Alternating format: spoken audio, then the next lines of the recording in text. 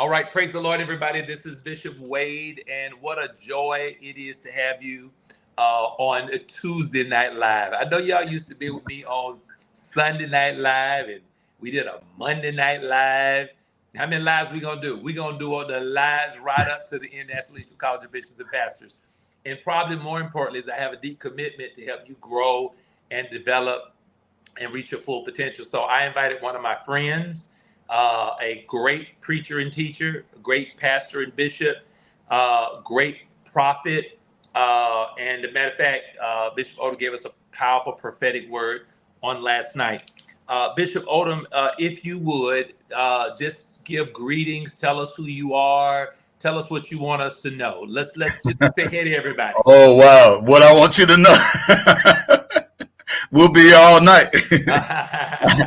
But no, greetings from Peters. Well, actually, I live in Chesterfield, Virginia. Our ministry is in Petersburg, Virginia. That's where we minister. We've been there over 21 years ministering to the saints there. We have a lot of retired military. We have people from where it's Fort Gregg Adams now. It got renamed. It used to be Fort Lee. It's Fort Gregg Adams now. And so we have retirees, we have active duty personnel, Marines, sailors, airmen, and so we're a big retirement community, and we're real close to Virginia State University. So we have a lot of students, and we have students who have graduated who decided to make their careers here. They anchored here, married here, got children here. So I tell you, it's just a culture we're building here in Petersburg. We've been doing it over 21 years, and we love what we do. My wife and I, we started the ministry over 21 years ago. Wow. And we're loving every minute of it, and developing the saints, developing leaders, and particularly developing men. That is my passion. And hopefully we'll get a chance to talk about Manhood 101. Which I do every quarter. I love that. I love that. You know, Bishop Odom, one thing that I've always respected about you and Sis Pam is that you guys, have a great marriage. You guys love each other. You guys are authentic. And we've known each other for over 20 years. Has it been about? Yeah, over 20 years. When I first started going to the my father in the gospel, Apostle Joseph Brown, I started going down to Tallahassee, Florida. We met in Tallahassee, Florida at one of the apostolic and prophetic conferences. And I think the first one I went down there was probably 2000. Wow. Yeah. And I tell people all the time, I say, you never know who you're going to meet and who you're going to bond with and who you're going to. I think we've always been just all four of us. We've just connected. We've just loved each other's company. Very positive. I think last time y'all came down, we were down in over here in Pier Park. Yeah. We walked the pier and just had a great time in the Lord. Wasn't that beautiful? Oh yeah, Destin is beautiful. Thank you for spending the day with us. We threw axes together. That's right. Yeah, come on. See, we went to Starbucks, and we went to one of your favorite restaurants. I got me some oysters. I cheated that day. I got me some fried oysters, I think, that day.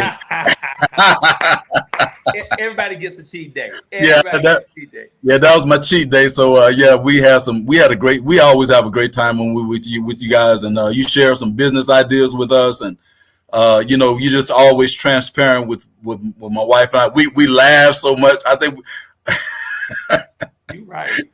We laugh. We have a good time. Yeah, and I think a lot of times people don't realize that. I think when we all get together, we still respect each other and stuff. But usually when we get together, we're just brothers, enjoying each other's company. The wives are doing their thing. We laughing and throwing axes, and just our time of relaxation and getaway. And we're going to talk about hobbies in a moment. So we got about 30 minutes together. And what I want to do is I want to ask you best practices. I think one of the things that I want to help people do who are growing and want to grow is to say, okay, I don't really know what to do, but how do I best do this? So I want to start with devotion. I want to start with God. I think God is always first. He's Alpha and Omega. Tell me, what are your devotional practices? And tell us how you do it. All right, great question. So I've been retired now out of the military over 20 years, and then I've been retired from contracting. I contracted over 20 years as well, and so I am full time ministry, Bishop. I don't know if I told you or not. I'm full time ministry. This is my second year full time ministry, and just believing and God has been taking very good care of us, and we're just enjoying this retirement, but then we're not retired from ministry. Wonderful. And so what I do with my devotional life, what we talk about devotional life, first I get up early, 7 o'clock in the morning. Alexa wakes me up, wakes me and my wife. Yes. Yeah, she think I'm talking to her now. She's talking about what you want. No, I'm not talking to you right now. But we wake up 7 in the morning, and when we get up, I immediately wash my face. I go straight to my devotion place. Matter of fact, where I am right now, this is my sabbatical room. This is the place I've laid aside for me to get with the Lord. And I come down here and I begin to pray. And I've made a practice of praying 1 hour. I told God, I made a vow to God I would give him 1 hour a day in the morning. First thing in the morning, after I wake up, I'm going to give God 1 hour. Sometimes it goes over to an hour and a half. It may be 2 hours, but I give God an hour and a half of devotion. That devotion includes I'm gonna give God some praise and worship. I always started with some praise and worship, and then I go into the litany of what I'm going to pray for. Mondays I pray for myself. Okay. Every Monday I pray for myself. Tuesday I'm praying for my children and my grandchildren. One question that my father in the gospel asked me one time, he said, Jeff, do you pray for the salvation of your children? And it's funny how I was taking for granted that, they were raised in a godly home. I don't really need to pray for them. Right. You just think that it's going to be automatic. One day they're going to get saved. They already saved. They was born in the house saved. Yeah, they already holy. They already sanctified. But Apostle, he ignited something in me, and ever since he imposed that question to me, I lay aside a day, and that is the Tuesday. I lay aside Tuesday to pray for my children, Wow, and my grandchildren. on Wednesday, I specifically pray for my wife. That Wednesday is devoted to her. I'm praying for our marriage. I'm praying for her emotional state. I'm praying for her sexuality. I'm praying for the friends that she will meet. I'm praying for her protection. I'm praying for her devotion. I'm praying for her health. I'm praying for her emotional well-being, her mental stability, her physical. I can go through. I can go through a lot, but I'm telling you, Wednesdays is devoted to praying for my wife. Thursday, I pray for the people that God has given me to shepherd. I pray specifically. I have a roster, and everybody that's a son and a daughter in our ministry, I pray specifically for them and their families. And so, sometimes that takes more than an hour. So I'm praying for the saints. And then Friday, I'm journaling.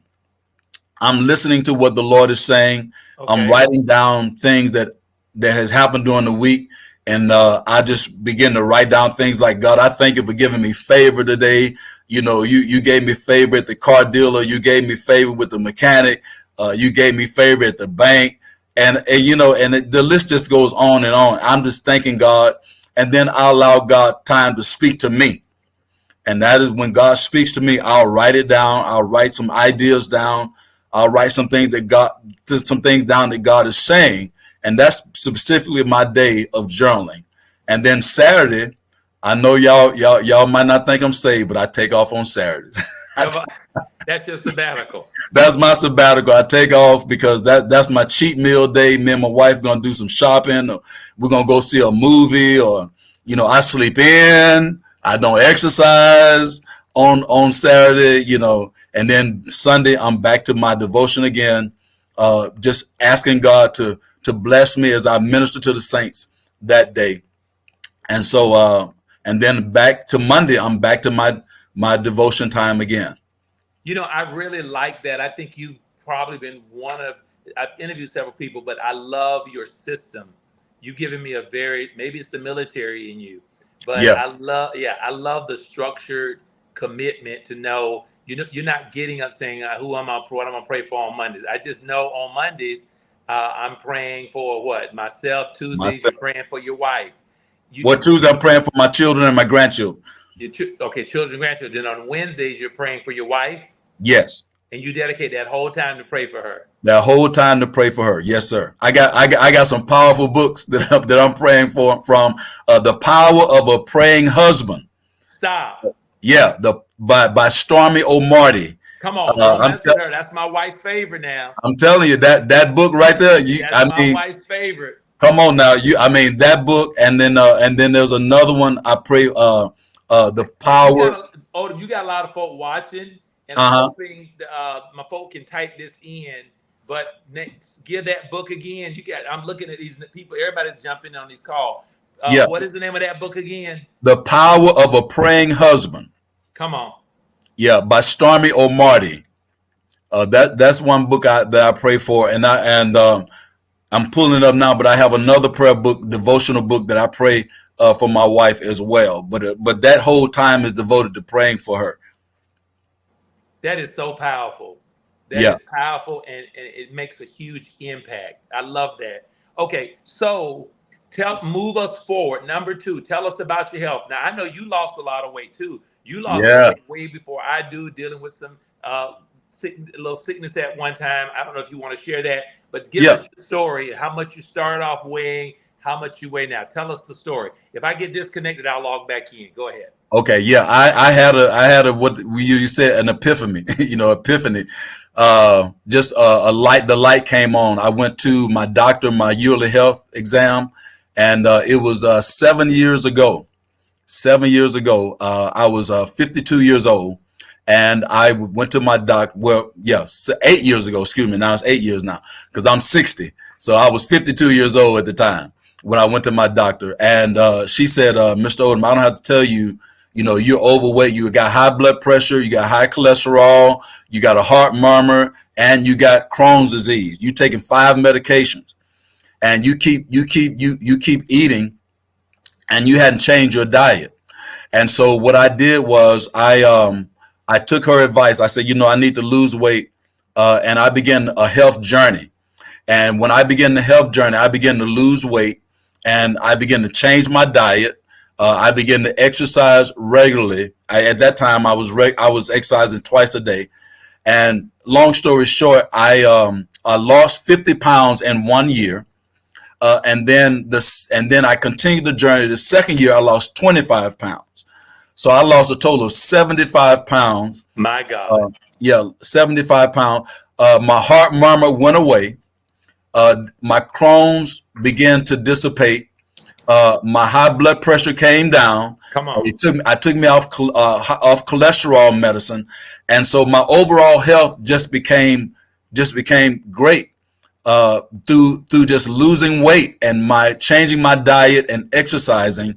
And I've been on that journey now. This is my 8th year, and the only thing I take is vitamins. Are you serious? Yes, sir. So you had Crohn's?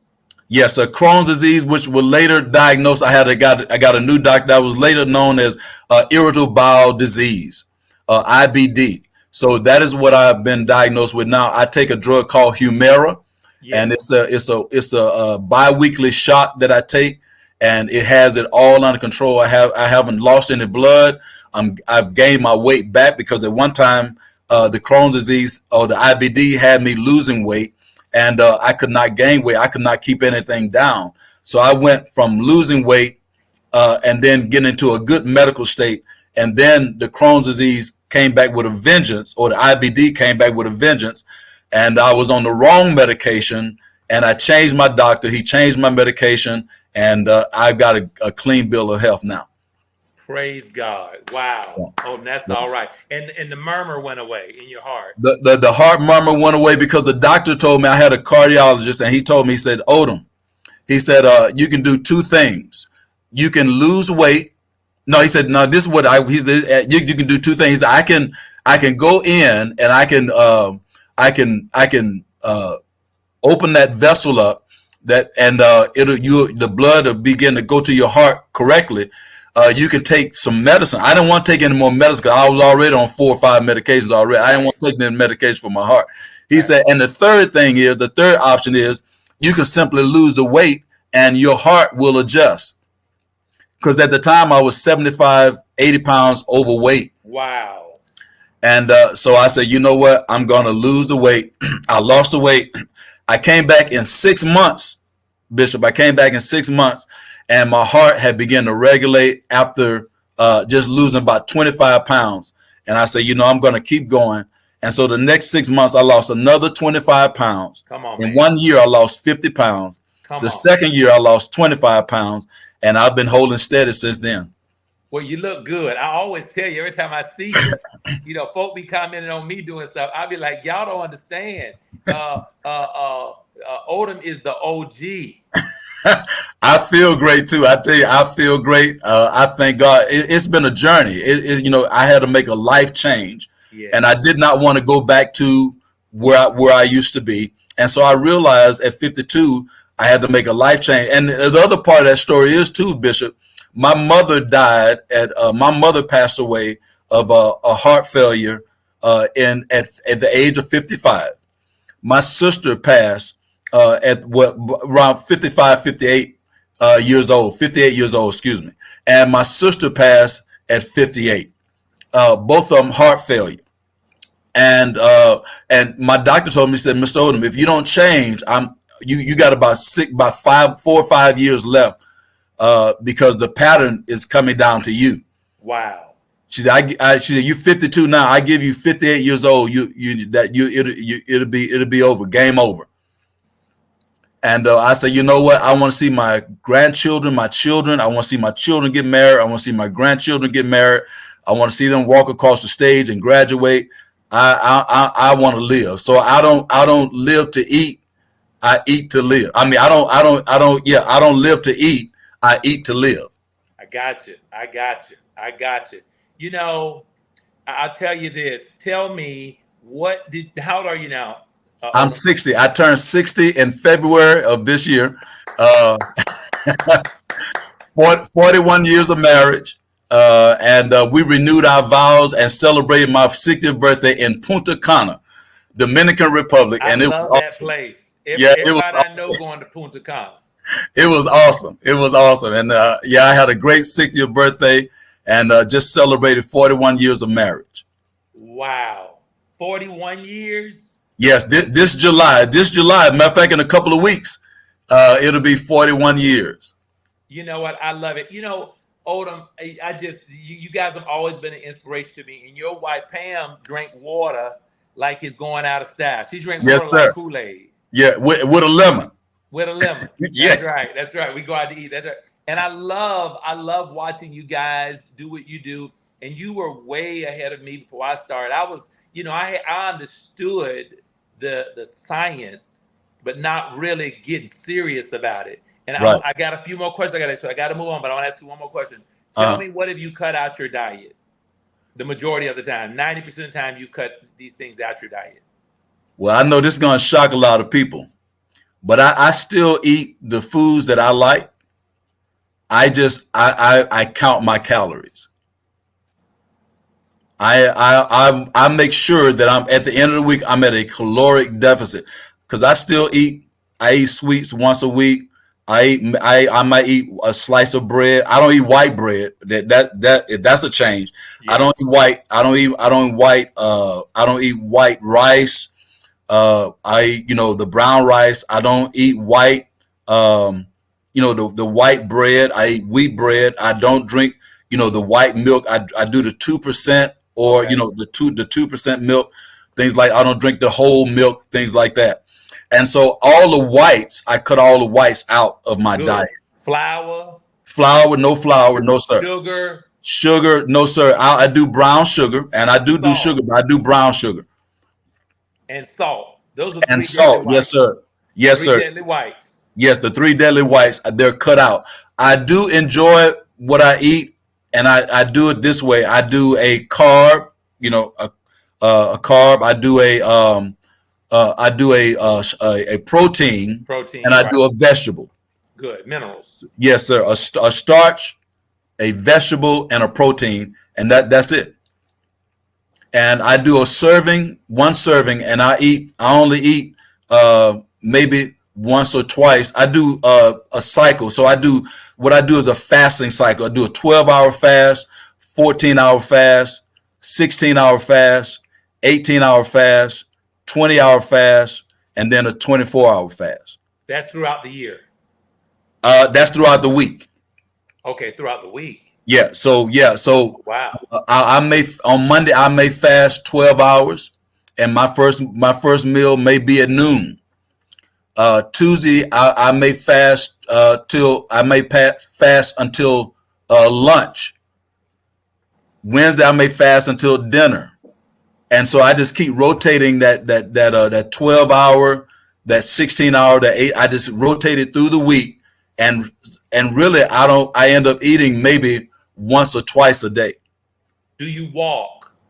I do. I walk. I try to get 10,000 steps in, per day. And then, of course, my workout. I work out Monday, Wednesday, and Friday, and I take Tuesdays and Thursdays to rest. I love that. You're 60 and you look great. I feel great. I feel good. I mean, my wife is 63, and she is in better shape than I am. She look younger than you too. She made me look good. Yeah, she looked 10 to 15 years young. I told my wife the other night, I said, you look too young. You a year older than me. You look too good. You can't go out without me. I want to color my beard. She said, no, you don't color. I was like, but you look so good though. Yeah. I love that. Oh man, I love it. Listen, and one thing we seem to, again, that's one of my passions, but we do seem to bump into health. And I sometimes I say they're too longer, but I just noticed a lot of leaders are suffering, particularly African-American leaders suffering from heart disease, yes, diabetes, high blood pressure, prostate cancer, colon issues, all of those things. And, my attitude is, this is my attitude on it, Odom. When I get up in the mornings and I run and I try to eat salmon the majority of the time, I don't eat meat anymore. That's just something I had to do to get my cholesterol down. Everybody's different. But my attitude is I'm going to do everything I'm supposed to do. If God want me home, I'm asking him to let me hang around for a while. But if he absolutely I got to get up out of here, that's between God. I can't fight God. Yeah. But I'm not going to rush it. I'm going to make sure I can do what I can do. I cannot eat pork rinds. Right. I cannot eat meals at 10:30 at night. No. I cannot eat an entire bag of potato chips, Doritos, and popcorn. No. That's something I can do. And I can't blame God if I don't put myself in a position where I'm able to discipline myself to say, you know what, I'm going to have a handful of these chips, and that's it for the week. Right. Yes, and I mean, health is very important. And I had this conversation with someone not too long ago, and this is no attack against our counterparts, our Caucasian brothers and sisters, but Bishop, when I go to the gym with my wife, because we go to the gym together, my wife and I go to the gym together. I'm gonna tell you, it's about 90%. 90% are Caucasian. I know exactly what I'm agreeing with you. Go ahead. Older Caucasians, men and women, are in that gym. They getting it in, and you right. They hustle. They sweating. They sweating. They getting it in, and I might see maybe one or two of African Americans, Hispanic, or any other ethnicity, but I'm telling you, 90% of that gym. And they're in all kind of programs. They doing the work. They doing the bikes. They doing the Pilates. They doing everything that gym has to offer, and they are reaping the benefits of long life. And like you said, we don't consider our health. We're left behind. We're left behind, and people are dying, and they're leaving here in the droves. You know what? You said more than I need to say, because I want to say something. I just got news about something else, and I'm not talking about it. And for people who know what's going on, they know it's not about me, but other leaders. Odom, I think at some point you and I and several others are going to have to host some kind of health 101, right. Health 102. men and women dealing with issues so that we can bring longevity to the Christian world. I Right. believe the saints ought to live long and then go to eternity. But Yes. it seems as though our lives are shortened. I mean, and I agree with what the other pastor said last night. He said, biblically, we're supposed to live to be 120, Yes. not 3 scores and 10 or Right. 70. Yes. That's not even with reasonable help. 70 is guaranteed without reasonable help. And the Bible says, you know, Wow. with reasonable help, we should be 80 and beyond. And I shall satisfy you with long life Yes. and show Yes. you my salvation. Long life. And I say it all the time. You know, sometimes enemy whisper, this is going to happen to you. I said, no. No. God said He's going to satisfy me with long life. He didn't say I was going to have long life. He said He was going to satisfy me with it. It's Right. going to be so good. And he's going to renew your youth like the eagles. See what I'm saying? Come And on. he's going to beautify the meat with salvation. Come That's on, the word of the Lord. And we have to announce those promises, and we have to take advantage of those promises. Because I'm telling you, Bishop, I believe my doctor was right. I could have checked out of here at 58, but I've broken the curse. Yeah. I'm 60. I've broken the curse. And if I had not heeded to that advice, I shudder to think what would have happened to me. How much have you lost total? I lost 75 pounds. So I was at 265. I'm at 190 right now, between 190 and 195. So a total of 75 pounds. You're doing good. From good. 265 to 190. Yeah, you know, we were big fellas. I look back. Do you go back and look at your old pictures? I look at some of my old pictures. I got it before and after. People don't believe it. They don't believe that's me. They're like, nah, that ain't you. Yeah, I like, and I didn't think I was. I thought maybe I was. I don't know what I thought. Maybe I thought I was a little husky. But when I look at myself now, 90 pounds later, I was a big boy. I was a big boy. Maybe my face was puffy and my stomach, but you had to get rid of it. Look, we ran out of time. We only have a few minutes. Okay, question. You tall. You can carry. You carry good. You tall. Yeah, till I take my clothes off. I have more to say about that, but that's an adult conversation. Yeah, you look good though. You look good, Bishop. You look good. I'll stop. Keep talking. I see you on them Spartan runs taking your shirt off. I said, look at Bishop flexing. Boy, look. I'm in it. I'm in it to win it. All right. So number 3, we're having a great time. We're gonna play in something. I don't know, maybe beginning of next year. In December, we got to come up with something together that we can do to help people with their health. And I'm in. I'm all in. Biblical health and all of the things that come with it. I think, you know, and you and I have always ministered well together, prophetically, teaching. We got to figure something out. Number 3, tell me, what is one of the tools you use to grow as a leader? What's one of your tools you use to grow as a leader? Oh, wow. Well, I got several because about 90 days ago, I was reading a book by Dr. Miles Monroe, The Purpose of a Man. And he was talking about a lot of times, and we just got to talking about health. We have a plan for our health. We have a plan for our social well-being. We have a plan for our mental. We have a plan for our physical. We have a budget. But a lot of times we don't have a plan for our spiritual.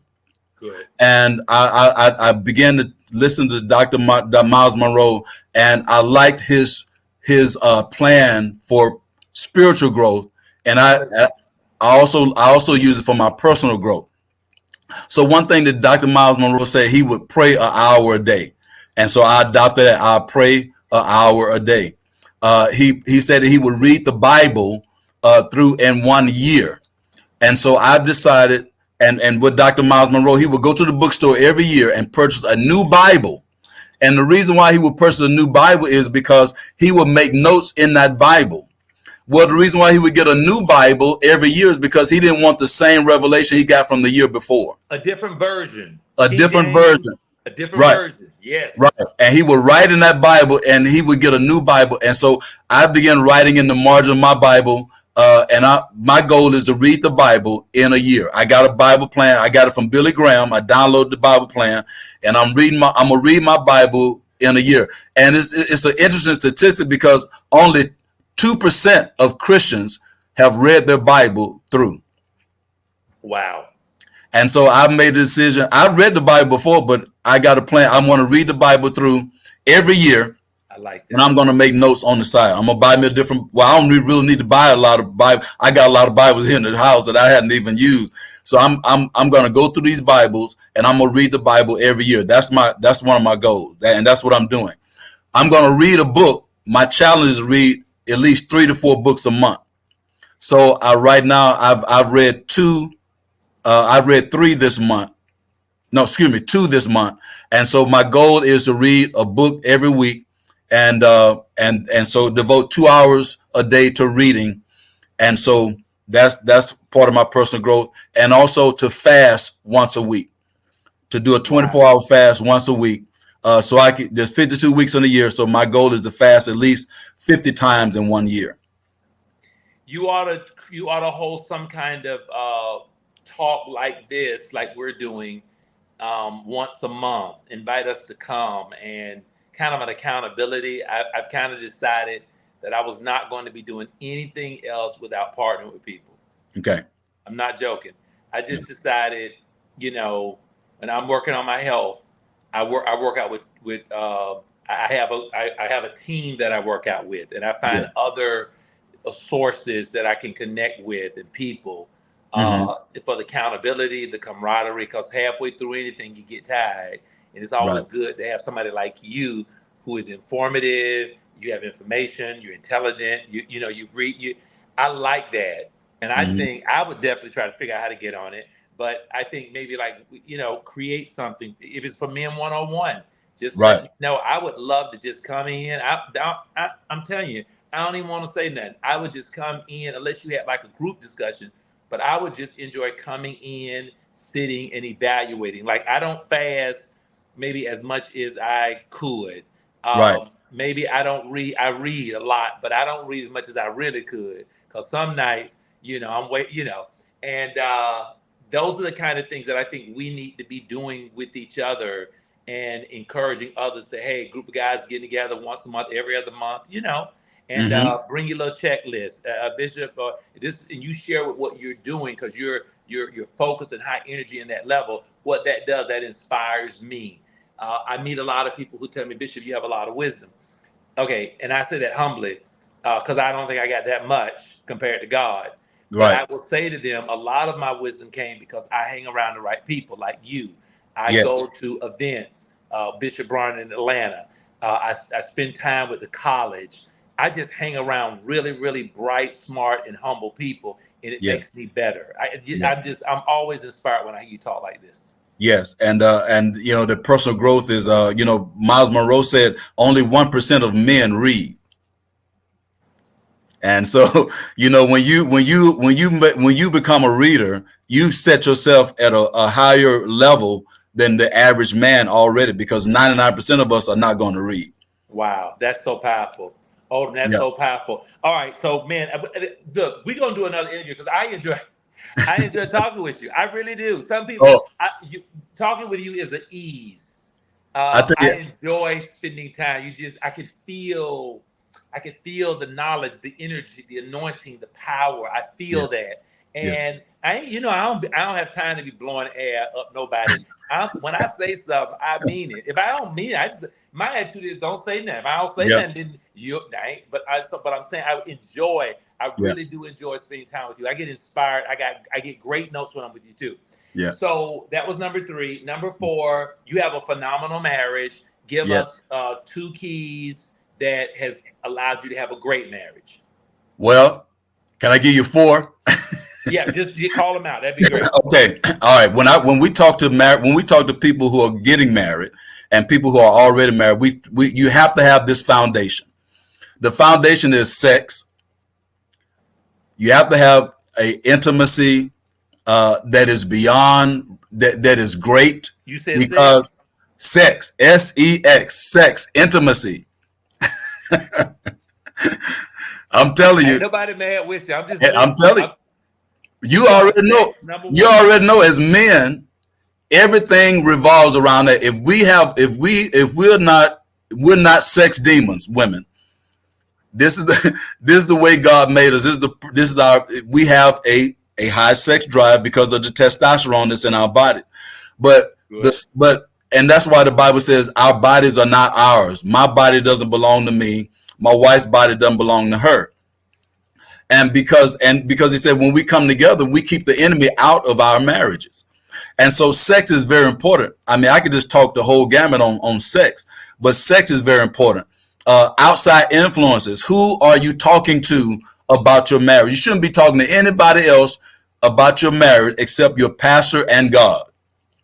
Nobody else, no outside influence. You should be talking to mom and them, dad and them, cousin them, because they're going to be biased and they're only going to take your point of view.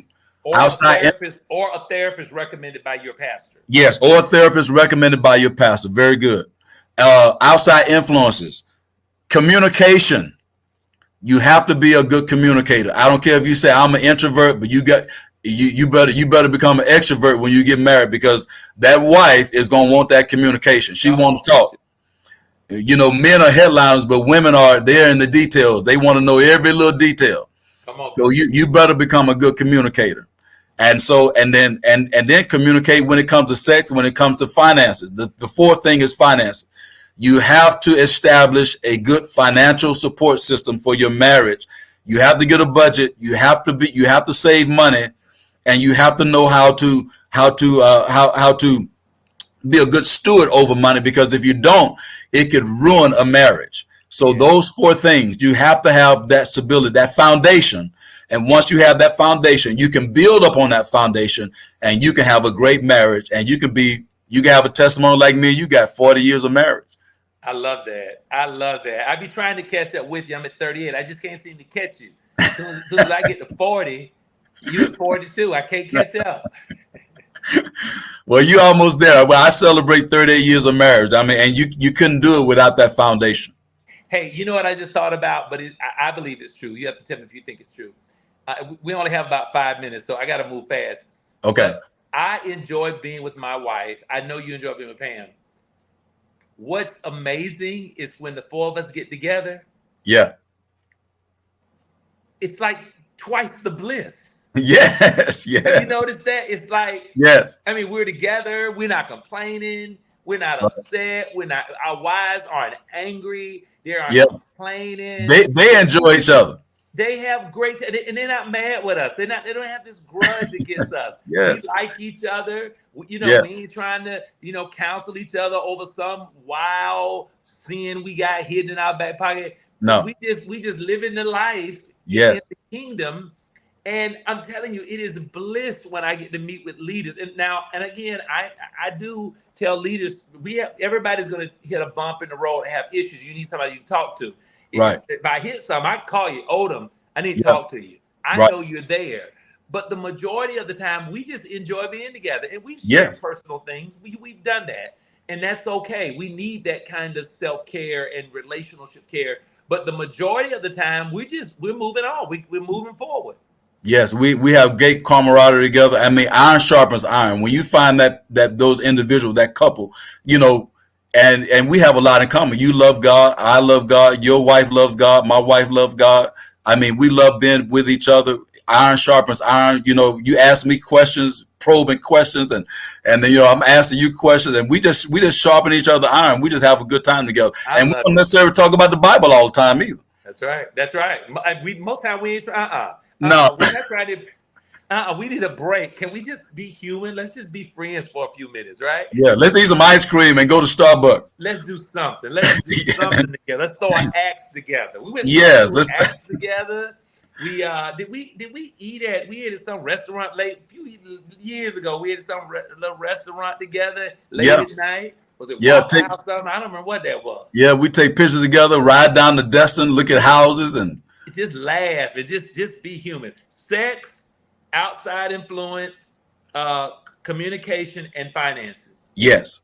Okay, I'm out of time. Last question. I have more, but this is gonna do it. Tell me, what are your hobbies? What are the things you do to just relax your mind, have fun?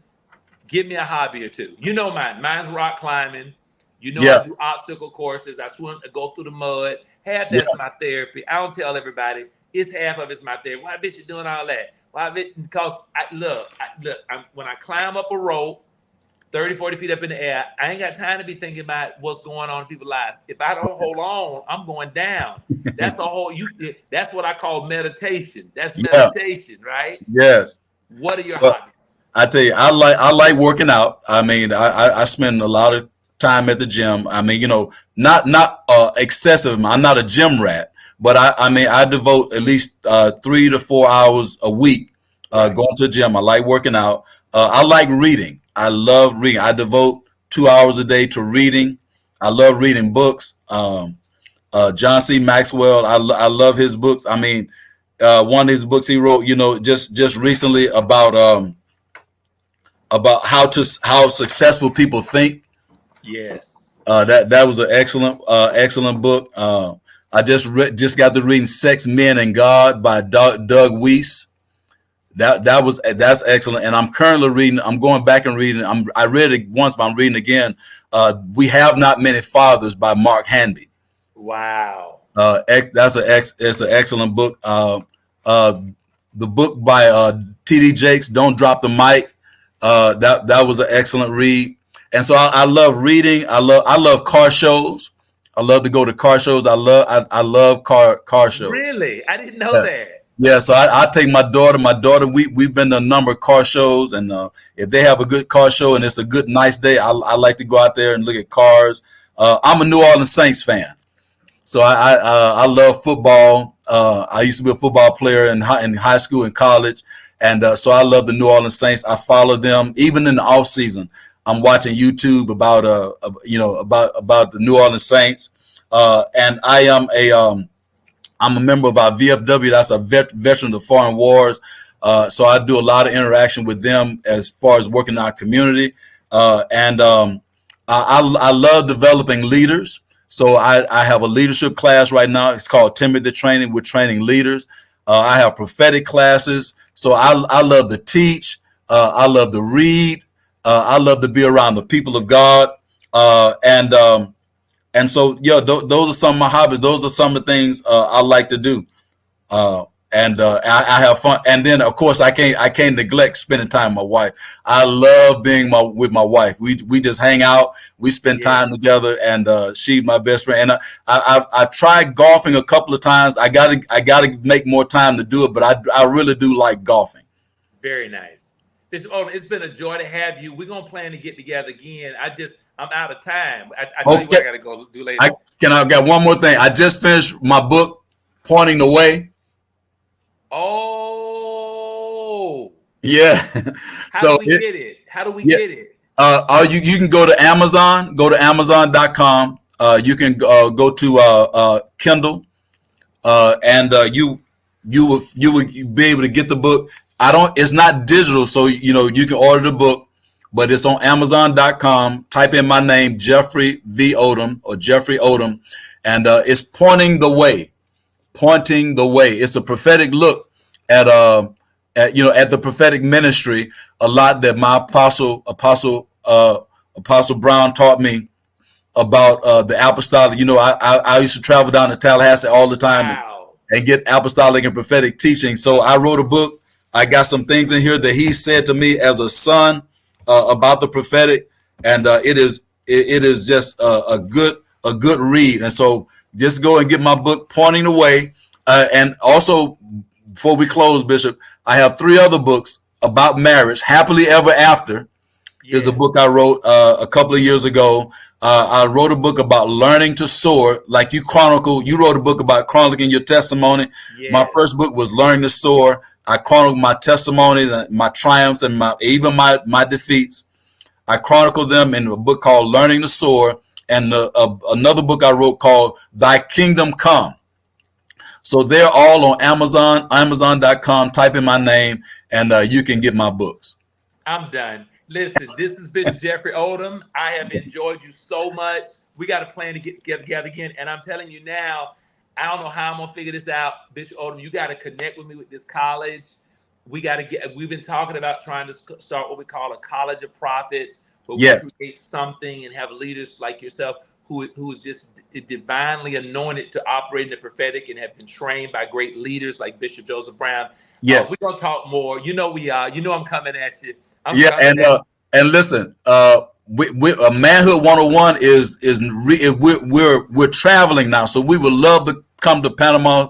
We would love to come to Panama City. You guys can host a Manhood 101, and we'll be down there.